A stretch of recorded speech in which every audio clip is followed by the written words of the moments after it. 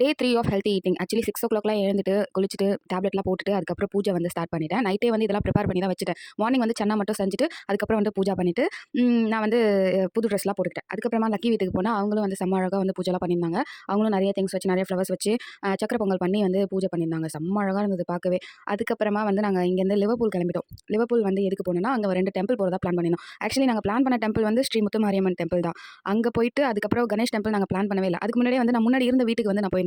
நான் வந்து அங்க போனதுக்கப்புறம் தான் அந்த ஓனருக்கு வந்து குழந்தை பொறந்துச்சா. ஸோ 6 மந்த்ஸ் அங்க இருந்தேனா, அந்த பாப்பா வந்து ஃபுல்லா என் கூடயே தான் இருக்குமா. அதனால நேத்தி நான் அங்க போயிட்டு அவங்கலாம் பார்த்துட்டு என்ன ஃபுல்லா மறந்து மறந்துச்சு. போச்சா? ஆ, சேச்சி மறந்து போச்சா? சேச்சி மறந்து போய். யார் மில்க்குதா? முடியுமா? முடியுது பாப்பா.